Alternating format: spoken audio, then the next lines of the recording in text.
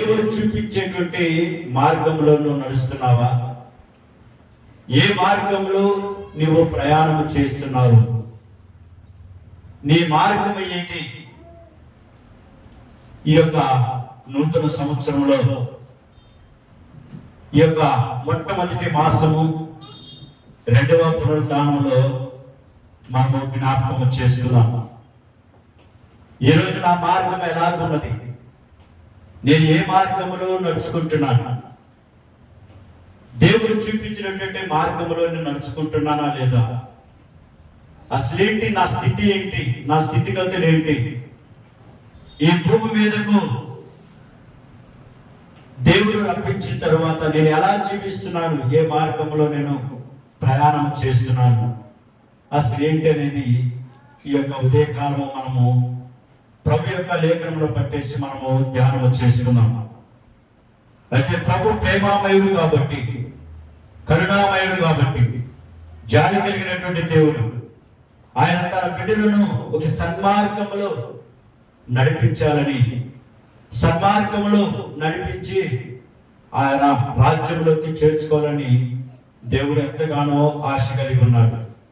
అదని బట్టి దేవుడు మన ముందు కొన్ని మార్గములను ఉంచి నువ్వేమి కావాలో కోరుకోమని దేవుడు మనతో అడుగుచున్నాడు. అయితే ఈరోజు ప్రియదేవులారా, నీ మార్గం ఎలాంటిదో ఈరోజు మనము జ్ఞాపకం చేసుకున్నాము. మరి దేవుని మార్గం ఎలా ఉంటుంది? మరి ఆయన అనుసరిస్తున్నటువంటి మనము ఆయన మార్గంలో మనం ప్రయాణం చేస్తున్నామా లేదా? అసలు ఏంటి మన ప్రయాణము అనేది ఈ రాత్రి కాలము, ఈ యొక్క ఉదయకాలం మనము జ్ఞాపకం చేసుకున్నాం.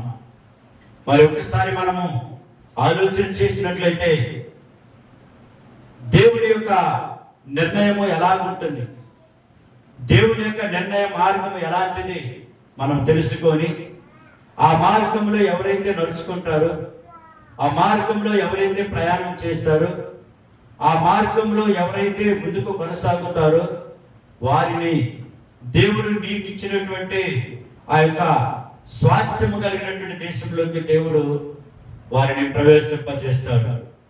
మరి ఈ యొక్క పరిశుద్ధ లేఖనముల నుంచి ఈరోజు వాక్యాన్ని బట్టి నా మార్గం ఎలాగున్నది, నేను ఏ మార్గంలో ప్రయాణం చేస్తున్నాను ప్రతి బిడ్డ కూడా తెలుసుకొని, ఒకవేళ దేవుని యొక్క మార్గంలో కానీ నడవలేకపోయినట్లయితే ఎక్కడి నుంచైనా ఈ నూతన సంవత్సరంలో ఈ 2026 సంవత్సరము మొట్టమొదటి మాసం నుండి ప్రభా నీ మార్గంలో నడవడానికి నాకు సహాయం దయచేయమని ప్రభువునిగా అడిగినట్లయితే ప్రభు సహాయం చేస్తాడు, చక్కని మార్గాన్ని మనకి చూపిస్తాడు.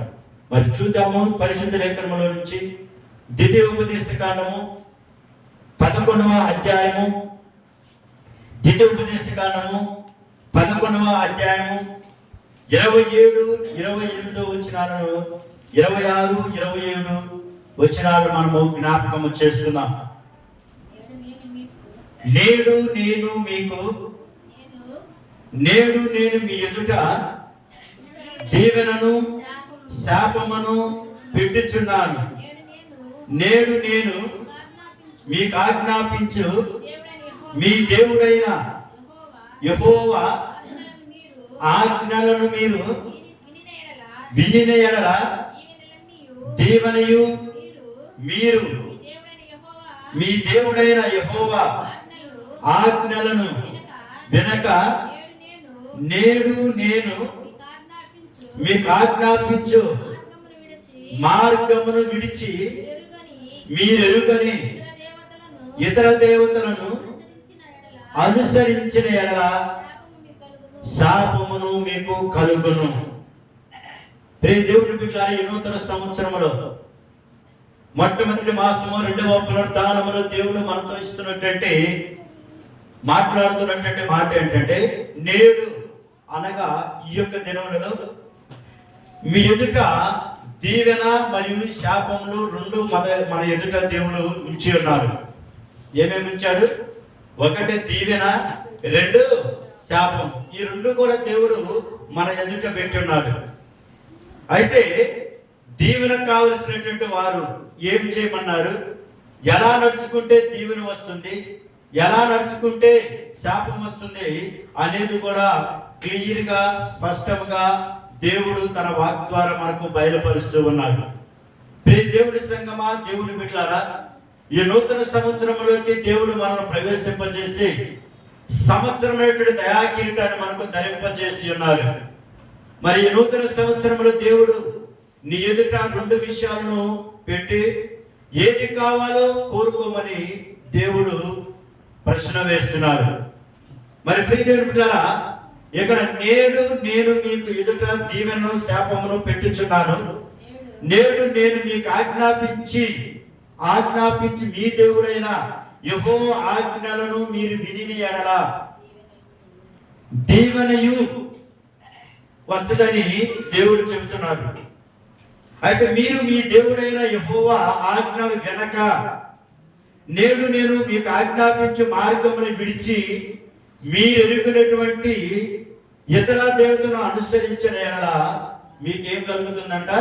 శాపము కలుగును. ఇది దేవుడైనటువంటి యెహోవా తన ప్రజలకు, ఇశ్రాయేలు ప్రజలకు దేవుడిస్తున్నటువంటి మాట. మరి ఈరోజు ప్రియ దేవుని బిడ్డలారా, మన మార్గంలో మనం కానీ ఆలోచించినట్లయితే దేవుని యొక్క మార్గం అనేది ఎంత ఉంటున్నది, దేవుని యొక్క మార్గం ఎలా ఉంటున్నది, దేవుని యొక్క ఆజ్ఞలు కానీ మీరు కానీ పాటించినట్లయితే, దేవుని యొక్క ఆజ్ఞకు నువ్వు కానీ లోబడినట్లయితే, ఇదిగో ఆ యొక్క ఎదుట ఉంచమనేటువంటి ఆ దీవెనను నువ్వు పొందుకుంటావు, దేవుని యొక్క ఆశీర్వాదాలను పొందుకుంటావు, దేవుని యొక్క ఆ యొక్క సకల తోడు నీకు దేవుడు తోడుగా ఉండి నడిపిస్తూ ఉంటాడు. మరి ప్రియ దేవుని బిడ్డలారా, మరి ఆయన యొక్క మార్గం ఎలా ఉంటుంది అని మనం చూసినట్లయితే పరిశుద్ధ లేఖనంలో కూడా దేవుడు సెలవిస్తున్నటువంటి మాట, నా మార్గములు కానీ మీరు విని నడిచినలా ఇదిగో మీ తల్లిదండ్రులకు చేసినటువంటి ఆనాడు అబ్రహాముతో చేసిన నిబంధన, ఇస్సాకుతో చేసినటువంటి నిబంధన, యాకోబుతో చేసినటువంటి నిబంధన ప్రకారం మిమ్మల్ని ఒక మంచి దేశంలోకి నేను మిమ్మల్ని ఏం చేస్తాను? ప్రవేశింపజేస్తానని దేవుడు ఏం చేశాడు? మాట్లాడుతూ ఉన్నాడు. మరి ప్రియమిత్రులారా, దేవుని యొక్క నిర్ణయ మార్గము ఎలాంటిది అనేది మనము తెలుసుకోవాలి. ఆ మార్గాన్ని తెలుసుకున్నటువంటి నీవు, నేను ఏ మార్గంలో ప్రయాణం చేస్తున్నాను, ఎలా నడుచుకుంటున్నాను అనేది కూడా నువ్వు గ్రహించుకొని, ఒకవేళ దేవునికి వ్యతిరేకమైన మార్గంలో కానీ నడుస్తున్నట్లయితే నీ హృదయం కానీ అనిపించినట్లయితే ఇప్పుడే దేవుని దగ్గర నువ్వు పశ్చాత్తాపడి, నువ్వు దేవా నీ నిర్ణయ మార్గంలో నేను నడవడానికి నీ సహాయం దయచేయమని నువ్వు ప్రభువునిగా అడిగినట్లయితే ప్రభు నీకు ఒక చక్కని మార్గాన్ని చూపిస్తాడు. ఎందుకంటే ఆయన చెబుతున్నాడు, నేనే మార్గమని ఆయన సెలవిస్తున్నాడు. మరి ఆ మార్గంలో నడిచినట్లయితే ఆయన నిత్య రాజ్యములోకి నువ్వు చేరుకోగలుగుతావు. అక్కడ సంతోషముతో, ఆనందముతో, సుఖముతో నువ్వు అక్కడ జీవిస్తూ ఉంటావు. మరి ప్రియ దేవుని సంగమా, మరి దేవుని యొక్క నిర్ణయ మార్గం ఎలాంటిది అనేది మనము ఆలోచన చేసినట్లయితే 8వ అధ్యాయము ద్వితీయోపదేశ కాండము 8వ అధ్యాయము 6వ వచనాన్ని మనముగా చూసినట్లయితే అక్కడ కూడా ఈ మాట రాయబడి ఉన్నది, ఆయన మార్గములలో నడుచుకున్నట్లును ఆయనకు భయపడినట్లు నీ దేవుడైన యెహోవా ఆజ్ఞలను గైకొనవలెను. ప్రియ దేవుడి సంగమా, ఎప్పుడైతే నీ దేవుడైన యెహోవా ఆజ్ఞలను గైకొంటావో, దేవుడు ప్రేమ కలిగిన దేవుడు కాబట్టి ఆయన నీ మీద ప్రేమ కలిగినటువంటి వాడు కనుక నిన్ను ఒక చక్కని మార్గములో నడిపిస్తూ ఉంటాడు. మరి ఏ మార్గములో వారిని నడిపిస్తాడంటే 7వ వచనంలో రాయబడి ఉన్నది, నీ దేవుడైన యెహోవా నిన్ను మంచి దేశములో ప్రవేశపెట్టును, అది నీటి వాగులను, లోయలలో నుండి, కొండలలో నుండి పారు ఊటలను, అగాధ జలములు గల దేశము. ఒక్క నిమిషం, ఆ దేశం ఎలాంటి దేశం అంటమ్మా? ఎప్పుడైతే ఎవరైతే ఆయన యొక్క మాటలు వింటారో, ఎవరైతే ఆయన యొక్క ఆజ్ఞకు లోపడతారో, ఎవరైతే ఆయనకు భయపడుతూ జీవిస్తుంటారో వారికి దేవుడు ఒక మంచి దేశంలోకి వారిని ఏం చేస్తారంట? ప్రవేశపెడతాడంట. ఆ మంచి దేశం ఎలాగుంటుందో తెలుసా? సస్యశ్యామలమైనటువంటి దేశము, కరువు లేనటువంటి దేశము, నీరు పారేటువంటి దేశము, ఆ నీటి జలముల ద్వారా అనేకమైనటువంటి పంటలు పండించుకుంటూ సుఖ సంతోషాలతో జీవించు దేశంలోకి దేవుడు నిన్ను ఏం చేస్తాడు? ప్రవేశపెడతానని దేవుడు సెలవిస్తూ ఉన్నాడు. మరి ప్రియ దేవుని బిడ్డలారా, నీ దేవుడైన యెహోవా నిన్ను మంచి దేశంలో ఏం చేస్తాడంట? ప్రవేశపెడతాడు. మరి నిన్ను కూడా మంచి దేశంలో ప్రవేశపెట్టాలంటే మొదటగా నువ్వు తెలుసుకోవాల్సినటువంటి విషయం ఏంటో తెలుసా? దేవుని యొక్క ఆజ్ఞలకు నువ్వు భయపడి జీవించాలి. దేవునికి నువ్వు భయపడుతూ జీవించాలి. ఈ లోకంలో మనుషులకు నువ్వు భయపడకూడదు. ఈ లోకంలో ఉన్నటువంటి వాటి కొరకు నువ్వు చూసి భయపడకూడదు. నీ దేవుడైనటువంటి యెహోవాను బట్టి, ఆయన ఆజ్ఞలను బట్టేసి నువ్వేం చేయాలంటే భయపడుతూ జీవిస్తాలి. అలా జీవించినటువంటి బిడ్డలు, ఆయన ఆజ్ఞలకు లోపడినటువంటి బిడ్డలు, ఆయన ఆజ్ఞను అనుసరించినటువంటి వారిని దేవుడు ఎలాంటి దేశంలోకి నడిపిస్తాడంటే ఒక మంచి దేశంలోకి నడిపిస్తున్నానని దేవుడు సెలవిస్తున్నాడు. మరి అది ఎలా ఉంటుందంటే నీటి వాగులు కలిగినటువంటి దేశము, లోయలలో నుండి కొండలలో నుండి పారు నూటలుగా అగాధ జలములు కలిగినటువంటి దేశమమ్మ. ఈరోజు ఏదైనా ఒక దేశంలో సస్యశ్యామలుగా ఉండాలంటే, ఈ దేశంలో ప్రజలు కరువు నుంచి తప్పింపబడాలంటే, ఆ దేశంలో నీటి వసతులు అనేది ఎక్కువగా ఉంటే, ఆ నీటి వసతుల ద్వారా, ఆ నీటి ద్వారా అనేకమైనటువంటి పంటలు పండించుకుంటారు. అనేకమైనటువంటి పండించుకొని వాటి ద్వారా ప్రజలు సంతోషంతో ఆనందంతో ఏం చేస్తారు? జీవించగలుగుతారు. ప్రియమిత్రులారా, జ్ఞాపకం చేసుకొని, అన్నం లేకైనా కొన్ని రోజులే మనం ఉండగలుగుతాము, కానీ నీరు లేకుండా ఒక్క రోజు కూడా మనము ఉండలేము. అంతే కదా? అన్నం లేకుండా ఒక 2-3 రోజులు లేదా ఒక వారం పాటైనా ఉండగలుగుతాము, లేదా నెల పాటైనా ఉండగలుగుతాము, కానీ నీరు లేకుండా మాత్రం ఒక్క రోజు కూడా మనం ఏం చేయము? ఉండలేము. మరి అలాంటి నీరు కలిగినటువంటి దేశము, సస్యశ్యామలమైనటువంటి దేశము, మంచి పాలు తేనెలు ప్రవహించేటువంటి ఆ మంచి దేశంలోకి మిమ్మల్ని ఏం చేస్తానంటున్నాడు? నడిపిస్తానంటున్నాడు.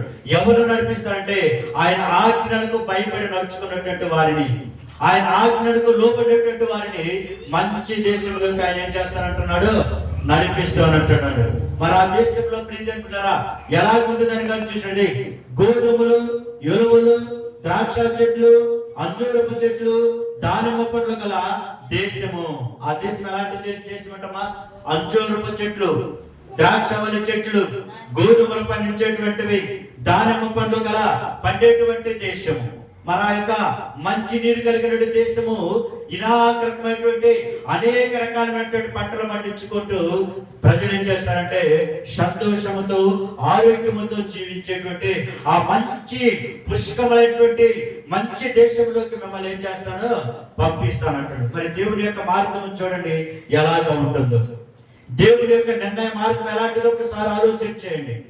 ఆయన మార్గములుగా నువ్వు నడిచినట్లయితే దేవుడు ఆ మంచి దేశంలోకి నేను ప్రవేశింపజేస్తాడు. నువ్వు ఏ పంట వేసినా కూడా ఆ పంటను దేవుడు ఆశీర్వదిస్తాడు. ఆ దేశంలో రకరకాలైనటువంటి పంటలు పండించేటువంటి దేశంగా దేవుడు ఆశీర్వదిస్తాడు, అభివృద్ధి చేస్తాడు. మరి అవన్నీ కూడా నువ్వు పొందుకోవాలంటే, వాటన్నిటి నువ్వు అనుభవించాలంటే, వాటన్నిటి నువ్వు తిని సంతోషంగా ఉండాలంటే మొదటిగా నువ్వు దేవుని యొక్క ఆజ్ఞలను నువ్వేం చేయాలి? వినాలి. అందుకని దేవుని యొక్క నిర్ణయ మార్గము ప్రియమిత్రులారా ఎంత గొప్ప మార్గమో ఒకసారి ఆలోచన చేసుకోండి. ఈరోజు అలాంటి మార్గంలో నేను నడుస్తున్నానా? అసలు ఏంటి నా మార్గం? ఏంటి నేను ఏ మార్గంలో వెళుతున్నాను? నేను ఎటువైపు వెళుతున్నాను అనేది కూడా మనము పరిశీలన చేసుకోవాలి. ప్రియ దేవుడి సంగమా, మరి దేవుని యొక్క మాటలు విన్నటువంటి వారికి ఆయన మార్గంలో నడుచుకున్నట్లుగా, ఆయనకు భయపడినట్లుగా నీ దేవుడైన యెహోవా ఆజ్ఞలను నీవేం చేయాలి? గైకొనాలి. ఆయన మాటలకు నువ్వు లోపడాలి. ఆయన వాక్యము ప్రకారం జీవించాలి. అలా జీవించినప్పుడు దేవుడు నీకేదైతే ప్రమాణం చేస్తున్నాడు, దేవుడు నీకేదైతే ఇచ్చానన్నటువంటి దేశం ఉన్నదో ఆ మంచి దేశంలోకి నేను ఏం చేస్తాడు? ప్రవేశపెడతాడు.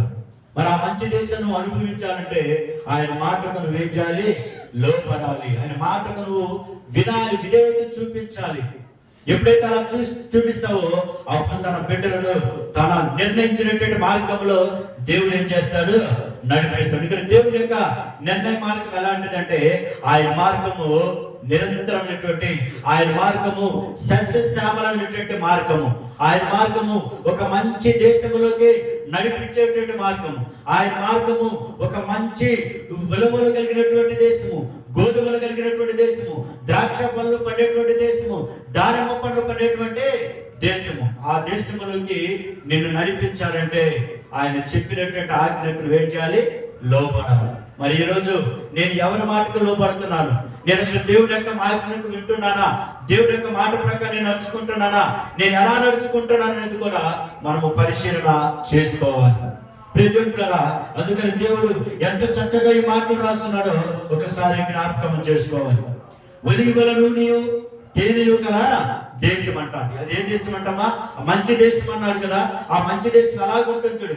ఒలియు తేనెయు కలిగినటువంటి దేశం అంట.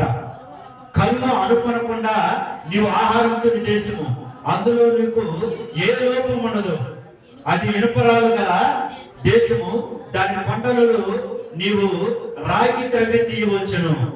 నీవు తిని తృప్తి పొంది నీ దేవుడైన యెహోవా నీకు ఇచ్చిన మంచి దేశమును బట్టి ఆయన నువ్వేం చేయాలి?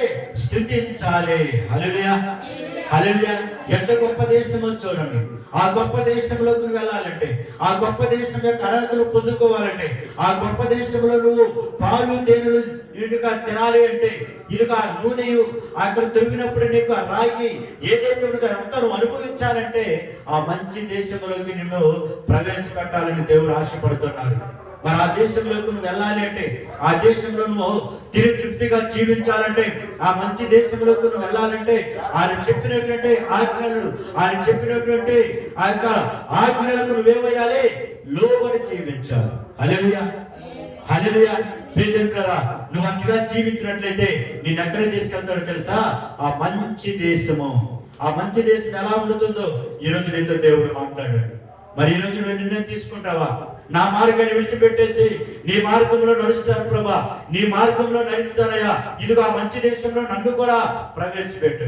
ఆనాడు ఇశ్రాయేలు ప్రజలను నువ్వు నడిపించిన దేవుడు, ఈనాడు నన్ను కూడా ప్రభా ఆ మంచి దేశంలో ఉండులాగిన, నీ మార్గంలో నడుచులాగిన నాకు నీ మార్గాన్ని చూపించమని నువ్వు దేవుడి దగ్గరగా అడిగినట్లయితే ఆయన నీ మార్గాన్ని ఏం చేస్తాడు?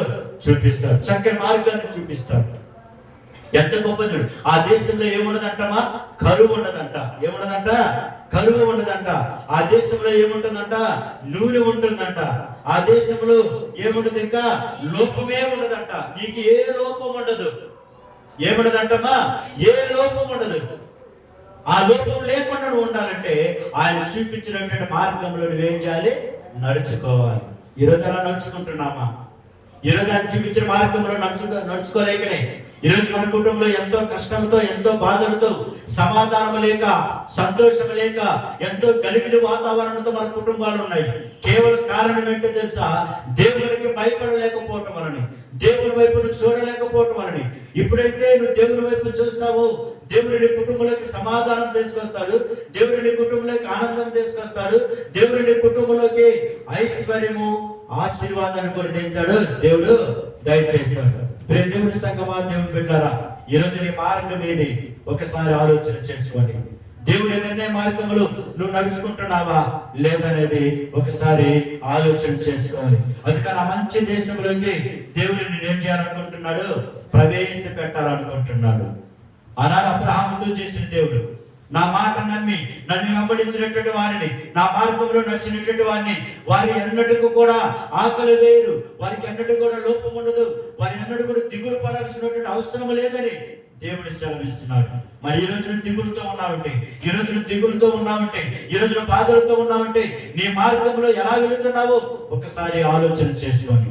నీ మార్గమును విడిచి నువ్వు దేవుని మార్గంలోకి నడిచినట్లయితే దేవుడు నిన్ను ఆ మంచి దేశంలోకి నిన్నేం చేస్తాడు? తీసుకెళ్తాడు. హల్లెలూయా, హల్లెలూయా. ప్రియజనులారా, జ్ఞాపకం చేసుకోండి. దేవుని యొక్క నిర్ణయ మార్గము ఎలాంటి మార్గం ఒకసారి ఆలోచన చేసుకోండి. గొప్ప మార్గం, మంచి గొప్ప దేశంలోకి నేను ప్రవేశపెట్టాలని ఆశ కలిగి ఉన్నాను. ఇంకా దేవుని యొక్క మార్గం ఎలాంటిదో ఒకసారి మనము ఆలోచన చేద్దాము.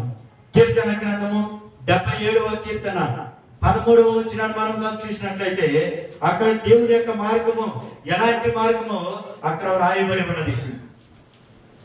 77వ కీర్తన 13వ వచనము, దేవా నీ మార్గము పరిశుద్ధమైనది. దేవుని వంటి మహాదేవుడు ఎక్కడున్నాడు? ప్రియమిత్రులారా, ఈ యొక్క మాట మనకు ఆలోచన చేసినట్లయితే ఇది ఆశావు రచించిన కీర్తన గ్రంథము. మరి ఆశావు భక్తుడు అంటున్నాడు, నీ మార్గం అంటే ఎలాంటిదంట? పరిశుద్ధమైనటువంటి మార్గము. దేవుని యొక్క మార్గం ఎలాంటిదంటమ్మా? పరిశుద్ధమైనటువంటి మార్గము. దేవుడు పరిశుద్ధుడు కాబట్టి తన బిడ్డలు కూడా ఏం చేస్తున్నాడు? పరిశుద్ధమైనటువంటి మార్గంలో నడవమని సెలవిస్తున్నాడు. ఈ నూతన సంవత్సరంలో నువ్వు పరిశుద్ధమైనటువంటి మార్గంలో నడవాలని దేవుడు మరొకసారి నీతో మాట్లాడుతున్నాడు. గడిచిన సంవత్సరంలో నీవు ఏ మార్గంలో నడిచావు నీకు మాత్రమే తెలుసు. గడిచిన సంవత్సరంలో ఎలా నడుచుకున్నావు, నీ ఆలోచన ఎలా ఉన్నాయో, నీ తలంపులు ఎలా ఉన్నాయో ఈ దినము పరిశీలన చేసుకొని నూతన సంవత్సరంలో దేవుడు ఒకసారి నీతో అంటున్నటువంటి మాట ఏంటి తెలుసా? ఇక్కడ నీ యొక్క దేవుడైన యెహోవా మార్గము పరిశుద్ధమైనటువంటి మార్గము. నీ దేవుడు, నీ వంటి మహాదేవుడు ఎక్కడున్నాడని ఆశాభక్తుడు అంటున్నాడు. ప్రియదను ఆయన మార్గాన్ని తెలుసుకున్నటువంటి ఆశాభక్తుడు, ఆయన మార్గంలో రుచి చూసినటువంటి వ్యక్తి ఆయన మార్గం అంటున్నాడు, నీ మార్గము పరిశుద్ధమైనటువంటి మార్గమయ్యా. దేవుని యొక్క మార్గం ఎలాంటిదమ్మా? పరిశుద్ధమైనటువంటి మార్గం. ఈ రోజు మనం నడుస్తున్న మార్గాలు అపవిత్రమైనటువంటి మార్గాల్లాగా ఉన్నాయి. సాతాను మార్గంలో నడుస్తున్నాం కనుక ప్రియమంటారా, ఆ మార్గాల నుంచి బయటకు వచ్చేసి దేవుడు నీకు ఏదైతే చూపించాడు, ఏ రాజ్యం అయితే చూపించాడు, ఆ మంచి దేశంలోకి వెళ్ళాలంటే దేవుడి యొక్క ఆజ్ఞలు నువ్వు విని ఆయన మాటకు భయపడుతూ జీవించినట్లయితే దేవుడు నీకు ప్రమాణం చేసినట్లయితే ఆ మంచి దేశంలో కానీ ఏం చేస్తాడు? ప్రవేశింపజేస్తాడు. హల్లెలూయా, హల్లెలూయా. దేవుడి సంగమా, ఈరోజు నీ మార్గం ఏమయ్యున్నదో ఒక్కసారి జ్ఞాపకం చేసుకోండి. నేను మంచి మార్గంలోనే నడుస్తున్నానా? ఏ మార్గంలో నేను నడుస్తున్నాను ఒకసారి పరిశీలన చేసుకోండి. మరి దేవుని యొక్క మార్గము ఎలాంటిదంటమ్మా? దేవా నీ మార్గము పరిశుద్ధమైనటువంటి మార్గము. ఏ మార్గం అంటమ్మా? పరిశుద్ధమైనటువంటి మార్గం. ఆ పరిశుద్ధమైన మార్గంలో నేను నడువలాగిన నీ సహాయం దయచేయండి అని ప్రభువుని అడిగాడు.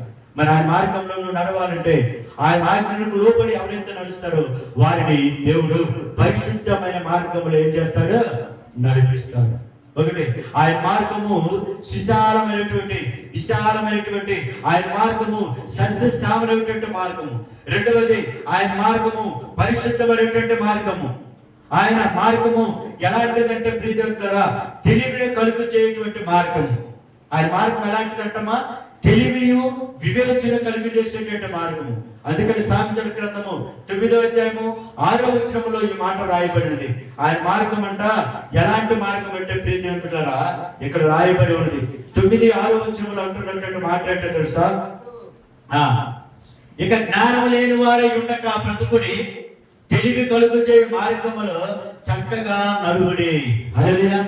ఏ మార్గంలో నడవవద్దు అంటున్నాడమ్మా? ఇక జ్ఞానం లేని వారై ఉండక, ఇంతవరకు నువ్వు జ్ఞానం లేని వారై ఉండకే దేవుని మార్గంలో నడవలేక ఎంతో శ్రమ కొని తెచ్చుకుంటున్నావేమో, ఎన్నో బాధలు కొని తెచ్చుకుంటున్నావేమో, జ్ఞానం లేకుండా నడుచుకుంటున్నావేమో. ఇక నుంచి నువ్వు ఎలా నడుచుకును? జ్ఞానం లేని వారై ఉండక బ్రతుకుడి అంటున్నాడు. ఈ నూతన సంవత్సరంలో ప్రియ దేవుని సంగమా, దేవుని బిడ్డలారా, జ్ఞానము కలిగినటువంటి వారిగా బ్రతకమంటున్నాడు, జ్ఞానము కలిగినటువంటి వారిగా నడుచుకోమంటున్నాడు. మరి ఇంతవరకు నువ్వు ఎలా నడుచుకున్నావు? నీ యొక్క సొంత మార్గంలో వెళ్ళేసి శ్రమకుని తెచ్చి పెట్టుకున్నావేమో, నీ సొంత మార్గంలో వెళ్ళేసి దేవుని దీవెన కోల్పోయినవేమో, నీ సొంత మార్గాన్ని పట్టేసి ఆ మంచి దేశంలో ప్రవేశించలేక, ఆ మంచి యొక్క జీవితం అనుభవించలేక దుఃఖంతో బాధపడుతున్నావేమో.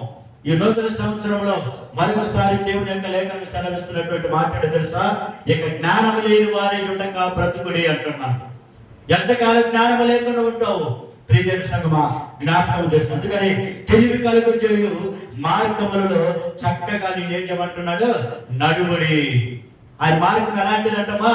తెలివి కలుగు చేయు మార్గము. ఇంతకాలం ఆ మార్గంలో నడవలేకనే నువ్వు తెలివి లేని వారిగా నడుచుకునేవేమో.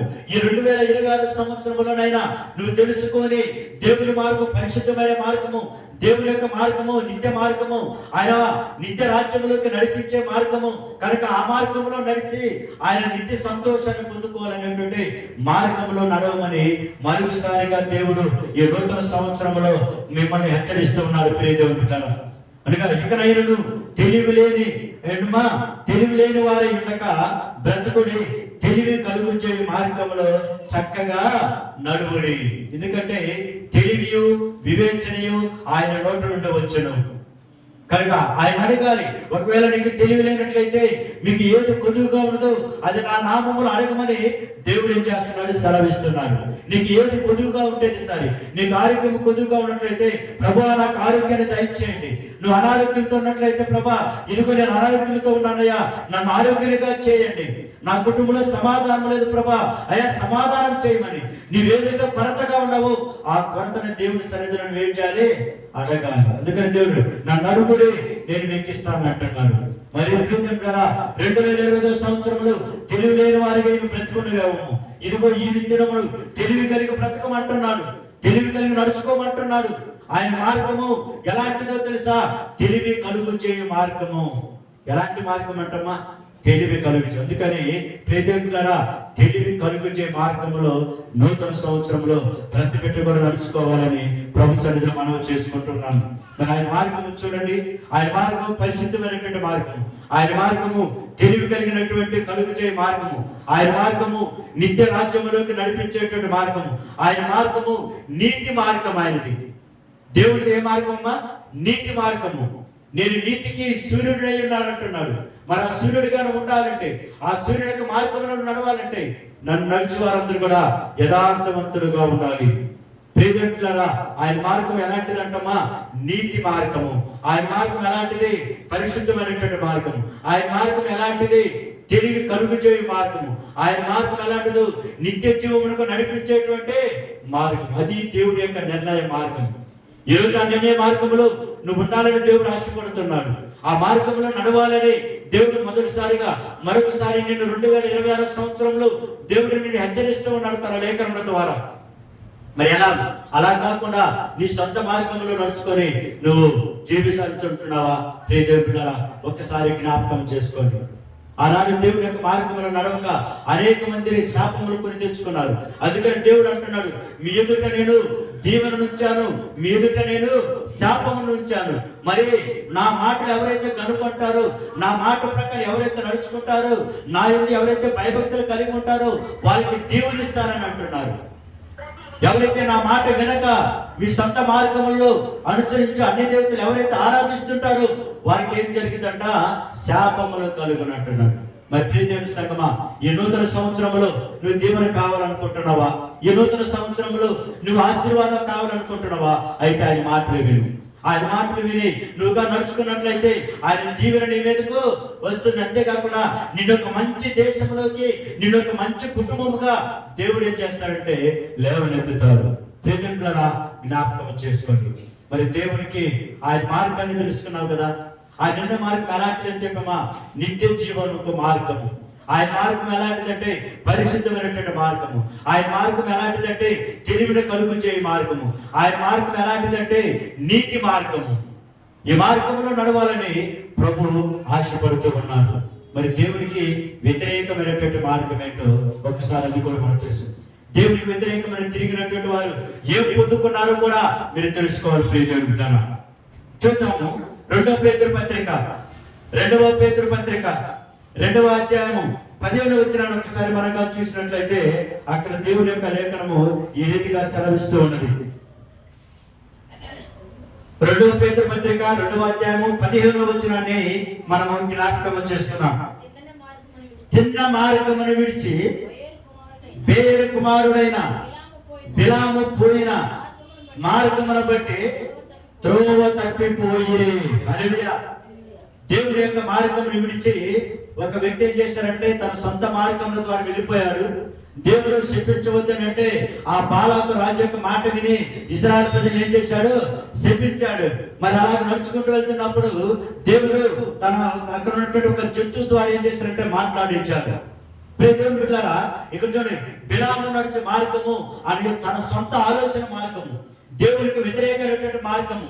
కనుకుంటే దేవుడు ఏం చేశారంటే దేవుడికి వ్యతిరేకమైనటువంటి మార్గము నడుచుకున్నటువంటి వారికి వారి జీవితంలో ఏమొస్తుంటే శ్రమ వస్తుంది, వారి జీవితంలో ఏమొస్తుందంటే చింత, బాధలు వస్తుంటాయి. అందుకని బిలాము నడుచు మార్గము దేవునికి వ్యతిరేకమైనటువంటి మార్గము. బిలాము ఏ మార్గంలో నడిచాడంటే దేవుడికి వ్యతిరేకమైనటువంటి మార్గంలో నడిచాడు. ఏ మార్గంలో నడిచాడమ్మా? దేవుడికి వ్యతిరేకమైనటువంటి మార్గంలో నడిచాడు కాబట్టి, వ్యతిరేక మార్గంలో వెళ్ళాడు కాబట్టి ఒకనొక దినమునికి వచ్చేసరికి శ్రమ పొందుకున్నాడు. గాలిపోతా అంటే గాలితో మాట్లాడాడు.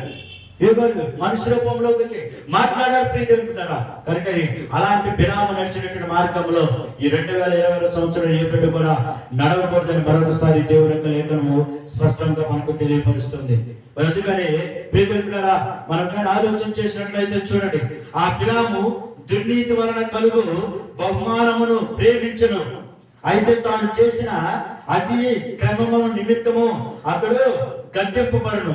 ఎట్లు కనుక నోరు లేని గార్ధబొమ్మ మానవ స్వరముతో మాట్లాడి ఆ ప్రవక్త యొక్క వెరితనమును అడ్డగించింది. ప్రియదేవుడు చూడండి, దేవుని మాట వినకుండా బయలుదేరిపోయాడు. దేవుని మాట వినకుండా తన సొంత మార్గంలో వెళ్ళిపోయాడు, సొంత మార్గంలో నడిచాడు. కనుక అతను శ్రమ కూడా తెచ్చుకున్నాడు. దేవుని ప్రేమించాడంటే ఆయన డబ్బును పట్టేసి అక్కడ వారు ఇస్తున్నటువంటి డబ్బును బట్టి ఆ డబ్బును ప్రేమించాడు, ఆ డబ్బు వైపు చూశాడు. కాబట్టి అక్కడ ఏమైందో తెలుసా, ఎంతో శ్రమను కొని తెచ్చుకున్నాడు. కనుక ఆయన చూడండి, ఆ బిలాము దుర్నీతి వలన కలుగు బహుమానమును ప్రేమించాడు. ఈ రోజు ప్రియదంటారా, నువ్వు అలాంటి బహుమానం ప్రేమించి నువ్వు కూడా దేవుడి నుంచి తొలగిపోయావేమో. ఈ లోకంలో డబ్బు కోసం ప్రయాసపడుతూ దేవుని సన్నిధిని పోగొట్టుకునేవేమో. ఈ రోజు నువ్వు ధనం కోసం ప్రయాసపడుతూ ధనాన్ని సంపాదించుకోవాలని దేవుడి యొక్క మార్గాలను విడిచిపెట్టి నీ సొంత మార్గంలో ధనాన్ని కోసం నువ్వు పాటుపడుతున్నవేమో. మరి దేవుడి సెలవిస్తున్నాడు, బిలాము ఏ రీతికైతే ఆ దుర్నీతిని వాళ్ళకి ప్రేమించాడు, ఆ దుర్నీతి వల్ల బిలాము ఏం చేశాడు, దేవుడి దగ్గర శ్రమ కొని తెచ్చుకోవాల్సి వచ్చింది. ఈ రోజు నువ్వు ఎలా అంటున్నావు? బిలాము నడిచి మార్గంలో ఉన్నావా? ఎలాగున్నావో ఒకసారి ఆలోచించే. దేవుడికి వ్యతిరేకమైన మార్గం ఎవరిది? బిలాము. కనుక బిలాము దేవుడికి వ్యతిరేకమైన మార్గంలో నడిచాడు కాబట్టి గార్ధబతో మానస్వరముతో ఆ యొక్క ప్రవక్తకి ఏం చేశాడు, బుద్ధి చెప్పాడు. ఒకనొక దినమున నీ కూడా బుద్ధి చెప్తాడు. నువ్వు కూడా వినలేదనుకో, నీ సొంత మార్గంలో నడుచుకున్నావు అనుకో, నీ సొంత మార్గంలో ప్రయాణం చేసావు అనుకో, ఒకనొక దినమున ఏదో ఒక రూపంలో దేవుడు నీకు కూడా బుద్ధి చెబుతాడు. ఎందుకంటే ఆయన మాట ఇచ్చి తప్పేటువంటి దేవుడు కాదు. ఒకసారి అంటున్నాడు కదా, నేను మంచి దేశంలోకి నేను ప్రవేశపెడతాను, నా మాట విను, నా మాట ప్రకారం నడుచుకో, నా ఆజ్ఞలకు అయిపోను, నీవు మంచి దేశంలోకి ప్రవేశపెడతాను, నీకు దాంట్లో ఏ లోపం ఉండదు. నువ్వు ఏ పంట వేసుకున్నా కానీ ఆ పంటను దేవుడు ఏం చేస్తాడు, ఆశీర్వదిస్తానంటున్నాడు. ఆ పంటను నేను దీవిస్తానంటున్నాడు. సస్యశ్యామలమైనటువంటి దేశంలోకి నేను నడిపిస్తానంటున్నాడు. కానీ ఈరోజు మన ఆలోచనలు, మన తలంపులు, మన నడవడికలు ఇవన్నీ కూడా ఎలాగుందంటే దేవునికి వ్యతిరేకమైనటువంటి మార్గంలో. ఈరోజు నీ ఆలోచన, నీ మార్గము బిలాము వలె ఉన్నదా? ఒకవేళ బిలాము వలె ఉండి ప్రభు అట్టి మార్గంలో నడవకుండా, అయ్యా ఇదిగో నీ మార్గములు నీతిమైన మార్గములు, పరిశుద్ధమైన మార్గములు నేను నడుగులాగినా నాకు సహాయం దయచేయమని ప్రభు అడిగాడు. బిలాము మార్గం ఎంత ప్రమాదకరమో మీరు చూశారు కదా. మరి అట్టి మార్గంలో ఉండకూడదని దేవుడు మరొకసారి మిమ్మల్ని హెచ్చరిస్తున్నాడు. జ్ఞాపకం చేసుకోండి. ఆ వెలుగును ఆటగించాడు. నీరు లేనటువంటి బావులను పెనుగాలు కొట్టుకోవును, మేఘముల వలె ఉన్నారు, వీరి కొరకు గాఢాంధకారపు భద్రము చేయబడి ఉన్నది. దేవుని యొక్క మార్గాన్ని విడిచినటువంటి వారికి ఏమి భద్రం చేయబడిందన్నమా? గాఢాంధకార మార్గము. ఏ మార్గం అంట? గాఢాంధకార మార్గము, భయంకరమైన చీకటి మార్గమును సిద్ధపరిచేది. కనుక ఎవరికంటే ఇదిగో ఆయన మాట వినటువంటి వారికి. హల్లెలూయా, హల్లెలూయా. ఎవరి యొక్క మార్గము? దేవుని యొక్క ఆజ్ఞలు వినటువంటి వారికి, దేవుని యొక్క మార్గంలో నడిచేటువంటి వారికి ఎలాంటి మార్గము భద్రపరచదంటే, ఇదిగో నా ఆజ్ఞలు కైకొన్న వారికి, నా మాటలను వినటువంటి వారికి వీరి కొరకు గాఢాంధకారము భద్రము చేయబడినది. ఎంత గొప్ప చూడండి. ఏం భద్ర చేయబడింది అంటమా? గాఢాంధకారము. అంధకారము నీ కొరకు సిద్ధపరిచింది. ఎందుకో తెలుసా? నువ్వు దేవుని మాటను వినలేదు, దేవుని ఆజ్ఞను పాటించలేదు. కనుక ఇలాంటి వాళ్ళందరి కొరకు దేవుడు ఏం సిద్ధపరిచున్నాడు తెలుసా? గాఢాంధకారమును భద్రపరిచి ఉన్నాడు. ఒకనొక దినమున ఆ గాఢాంధకారంలోకి వెళ్ళినప్పుడు ఎటు వెళ్ళాలో నీకు తెలియదు. భయంకరమైన చీకటి, ఆ చీకట్లో నీవే మార్గంలో వెళ్ళాలని కూడా నీకు దేవుడి ద్వారము తెలవు. మరి ఆ గాఢాంధకార భద్రంలోకి వెళ్లకుండా ఉండాలంటే బిలాము నడిచినటువంటి మార్గంలో నువ్వు నడవకూడదు. బిలాము నడిచినటువంటి మార్గంలో నువ్వు నడవకూడదు. ఎందుకంటే ఇది దేవుని వ్యతిరేకమైనటువంటి మార్గం, దేవుని అనుసరించేటువంటి మార్గము కాదు, దేవునికి వ్యతిరేకమైనటువంటి మార్గం. ఆ మార్గంలో నడిచిన ప్రతి వాడికి ఒకనొక దినమున దేవుడు ఏమో భద్రపరిచాడంటే గాఢాంధకారమును భద్రపరిచాడు. హల్లెలూయా, హల్లెలూయా. మరి ఈ రోజు నువ్వు అలాంటి దాన్ని కోరుకోవాలనుకుంటున్నావా? ఈ రోజు నువ్వు అలాంటి స్థితిలో నువ్వు వెళ్ళాలనుకుంటున్నావేమో? మరొకసారి దేవుడు మాట్లాడుతున్నాడు, ఆ దానిలోకి చిక్కుకున్నటువంటి వారు ఇక మరలా తిరిగి బయటకు రాలేరు. అందుకనే నీకు నీ ఎదుట నేను శాపమును ఉంచాను, దీవెనను ఉంచాను. మొదట ఏముంచాడు దేవుడు మన ఎదుట? దీవెనిచ్చాడు. రెండోదిగా ఏం పెట్టాడు? శాపమును ఉంచాడు. ఈ శాపం ఎవరైతే ఇచ్చాడు, నా మాట విననటువంటి వారికి ఇది కలుగుతుంది అంటున్నాడు. వారికి శ్రమ, వారి మరణము పొందరని అంటున్నారు. మరి అందుకని ప్రియమిత్రులారా, ఈరోజు నీ పరిస్థితి ఎలా ఉన్నదో ఒకసారి ఆలోచన చేసుకో. ఈరోజు నీ స్థితి ఎలా ఉన్నదో, ఏమైనదని మార్గము, ఏమైనదని మార్గం ఒకసారి ఆలోచన చేసుకోవాలి ప్రియమిత్రులారా. మరి ఇంకొక వ్యక్తి దేవుడికి వ్యతిరేకంగా తిరిగి వ్యతిరేకంగా నడుచుకొని ఏమి తెచ్చుకున్నాడో మనం జ్ఞాపకం చేస్తున్నాం. యూదా రాసిన పత్రికలో మనం చూసినట్లయితే అక్కడ 11వ వచనంలో ఈ మాట రాయబడి ఉంది. యూదా రాసిన పత్రిక 11వ వచనంలో మనం చూసినట్లయితే, అయ్యో వారికి శ్రమ, వారు కయ్యూరు నడిచిన మార్గం నడిచి బహుమానం పొందవలెనని బిలాము నడిచిన త్రోవలో తప్పు త్రోవలలో అద్భుతముగా పరిగెత్తి కోలాహు చేసినట్టు తిరస్కారం చేసి నశించిరి. దేవుని యొక్క మార్గంలో నడిచినటువంటి వారు, చివరకు దేవునికి వ్యతిరేకమైనటువంటి మార్గంలో నడిచిన వారు బ్రతికారంటమ్మా? లేదు, నశించారు. అయ్యో వారికి శ్రమ అంట. ఎవరికో తెలుసా? దేవుడిని వ్యతిరేకించి నడుచుకున్నటువంటి వారికి, దేవుని ఆజ్ఞను విడిచి నడుచుకున్నటువంటి వారికి శ్రమ అంట. అయ్యో అంటే చూడండి, ఎంత కష్టం వచ్చిందిరా, ఎంత బాధ వచ్చిందిరా, ఎంత శ్రమ వచ్చిందిరా అనేటువంటి ఉపయోగించే పదం ఏంటో తెలుసా? అయ్యో అయ్యో అయ్యో. ఎంత పని చేసావురా అంటావు లేదమ్మా? అంటే ఎంత ఘోరం చేసావురా. ఈరోజు దేవుని యొక్క మార్గం విడిచి నువ్వు నడుచుకున్నట్లయితే, బిలాము నడిచినటువంటి మార్గంలో నడుచుకున్నట్లయితే, కయ్యూరు నడుచుకున్నటువంటి మార్గంలో నడిచినట్లయితే, ఆయన తప్పదవలో నువ్వుగా నడుచుకున్నట్లయితే ఒకనొక దినమని నీకేమొస్తుందో తెలుసా? నశించిపోతావు. ఏమైపోతావమ్మా? నేను కాదు చెప్పింది, దేవుడు లేఖనమే చెబుతుంది.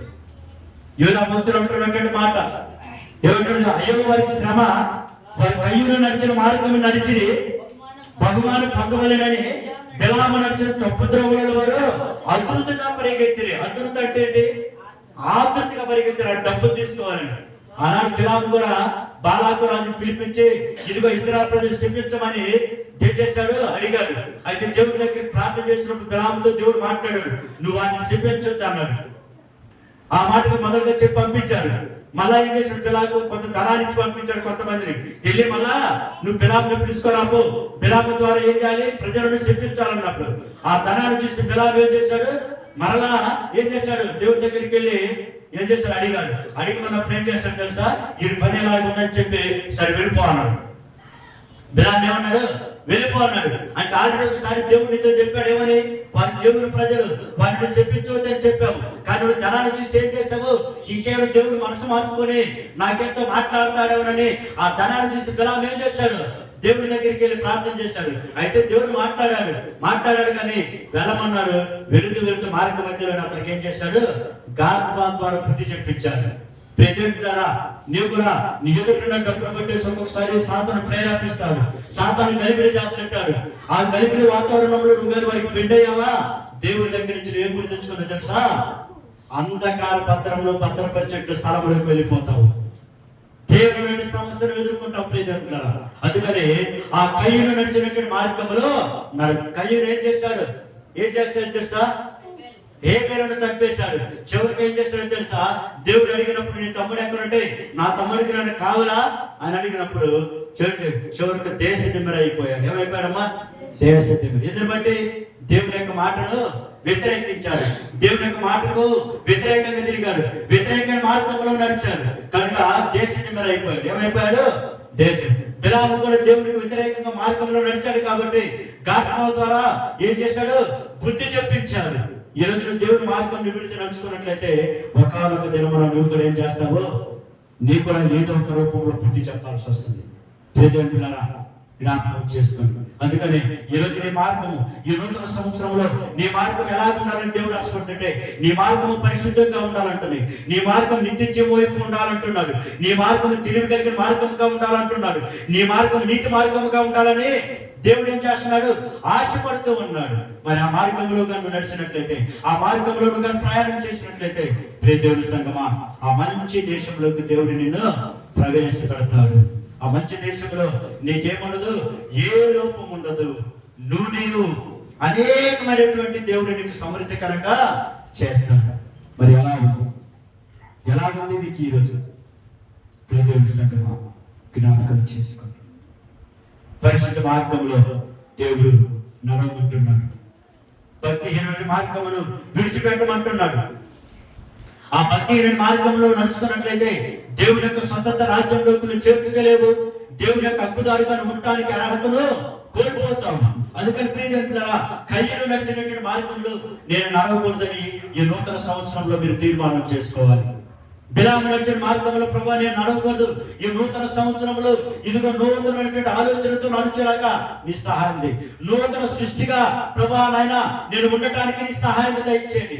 నూతనటువంటి తలంపులతో, నూతనటువంటి మార్గంలో నేను నడుచులాగా నీ సహాయం నాకు దయచేయమని ప్రభుని ఏం చేయాలి? అడగాలి. అందుకని కయ్యూను లాంటి దేవుడికి వ్యతిరేకమైన మార్గములు ఇవి. చివరకు వీరందరూ కూడా ఏమైపోయారంటమ్మా? నశించిపోయారు. వారు కయ్యూను నడిచిన మార్గం నడిచి బహుమానం పొందవలెనని బిలాము నడిచిన తప్పుదోవలు ఆతురతగా పరిగెత్తిరి. కోరాహులు చేసినట్టు తిరస్కారం చేసిరి. ఏం చేశారంట? కోరాహు కుమారులు కూడా దేవుని మాటను తిరస్కారం చేసి నశించిపోయారు. బిలాము తిరస్కారం చేసి దేవునికి ఏం చేశాడు? ఒక మార్గమును విడిచిపెట్టేసి దేవుడి దగ్గర నుంచి శాపం కొని తెచ్చుకున్నారు. కయ్యూను తన సొంత తమ్ముని చంపేసి దేవుడి మార్గం విడిచిపెట్టేసి వాడు కాబట్టి చివరికి ఏమైపోయాడు? దేశం దగ్గరికి వెళ్ళిపోయాడు. ఈరోజు నువ్వు కూడా అలాంటి స్థితిలోకి వెళ్ళాలనుకుంటున్నావు. అలాంటి స్థితిలోకి వెళ్ళకూడదని దేవుడు మరొకసారి నేను ఏం చేస్తున్నాడు? హెచ్చరిస్తున్నాడు.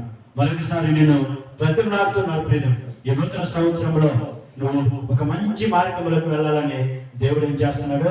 ఆశ కలిగి ఉన్నాడు. 146:7 ఒకసారి మనం జ్ఞాపకం చేసుకున్నాం. 146:9 ఒకసారి మనం చూసినట్లయితే ఆ మార్గం ఎలాంటిది ఒకసారి చూద్దాం. 9 లాస్ట్ లో చూడండి. యెహోవా పరదేశాన్ని కాపాడువాడు, ఆయన తండ్రి లేని వారిని విధవరాన్ని ఆదరించువాడు, భక్తిహీనుల మార్గము ఆయన వక్ర మార్గముగా చేయును. హల్లెలూయా. 9 చివరిలో ఉంది. భక్తిహీనుల మార్గాన్ని ఆయన ఎలా చేస్తాడు? వక్రగా చేసేస్తాడు. నువ్వు భక్తిహీన మార్గంలో నడిచాడుకో, నువ్వు వెళ్ళే మార్గాన్ని దేవుడు ఏం చేస్తాడు? వంకరగా చేస్తాడు. ఆ మార్గంలో నీకు సంతోషం ఉండదు, ఆ మార్గంలో నీకు నెమ్మది ఉండదు, ఆ మార్గంలో నీకు దేవుడు ఉండదు. ఆ మార్గంలో వంకరగా నువ్వు ఒక మార్గంలో వెళితే అది అనేక మార్గాలకు వెళ్ళిపోతుంది. ప్రియదేవుడు, నువ్వు ఒక మార్గంలో అనుకొని బయలుదేరితే అది చిన్నాభిన్నం అయిపోతుంది. కనుక ఎందుకో తెలుసా? నువ్వు వెళ్ళే మార్గం ఎలాంటిదో తెలుసా? వంకరి మార్గము. ఏ మార్గం అమ్మా? వంకరి మార్గం. ఎందుకు? నీ బుద్ధి హీన బుద్ధి. నీది ఎలాంటి బుద్ధి అంట? హీన బుద్ధి అనమాట. అందుకని భక్తిహీనుల మార్గము ఆయన వంకర మార్గముగా చేయి. ఈరోజు ప్రియదక్షరా, భక్తిహీనుడుగానే జీవిస్తావా? నీ మార్గాన్ని వంకర మార్గాలుగా చేసుకొని బ్రతుకుతావా? వివేకం లేనటువంటి, తెలివి లేని వారిగా నువ్వు బ్రతుకుతావా? వివేకం లేనటువంటి వారిగా నువ్వు బ్రతుకుతావా? అలా బ్రతకకూడదని దేవుడు అంటున్నాడు. నా మాట విని ఇదిగో నేను ఇచ్చే దీవెనను మీరేం చేయాలి? పొందుకోమన్నాడు. ప్రియదేవులారా, అందుకని భక్తిహీనుల మార్గము ఆయన వంకరగా చేయును. ఎలా చేస్తాడమ్మా? వంకరగా. ప్రియదేవులారా, మరి దేవునికి వ్యతిరేక మార్గంలో నడిచిన వారు ఏ రీతిగా ఇచ్చాడు? దేవుడు చూపించాడు. ఆయన మార్గంలో నడిచినటువంటి వారికి దేవుడు ఎలాంటి దేశాన్ని ఇచ్చాడు? ఈ దినం నీతో మాట్లాడాడు. మరి ఎలాంటి మార్గాన్ని నువ్వు చేసుకుంటున్నావు? ఎలాంటి మార్గాన్ని ఎంచుకుంటున్నావో ఒకసారి జ్ఞాపకం చేసుకొని ఇదిగయ్యా, నా ఎదుట నువ్వు దీవెన ఉంచావు, శాపం ఉంచావయ్యా. నీ మాట విన్న వారికి దీవెన ఇస్తానంటున్నావు, నీ మాట వినటువంటి వారికి శాపమును అంటున్నావు. ప్రభా, ఆ శాపం నుండి నన్ను తప్పించయ్యా. ఆ శాపమును పొందుకోకుండా ప్రభా, నీ మార్గంలో నడిచి నీ మంచి దేశంలో ఏదైతే నువ్వు ఇవ్వాలనుకుంటున్నావో ఆ దేశంలో అడుగుని ప్రవేశపెట్టయ్యా. నాకు లోపం లేకుండా, నాకు శ్రమ లేకుండా, నాకు దిగులు లేకుండా, అయ్యా నువ్వు ఆ మంచి దేశంలోకి నన్ను ప్రవేశపెట్టమని నువ్వు కానీ ప్రభుని అడిగినట్లయితే ప్రభు సిద్ధంగా ఉన్నాడు.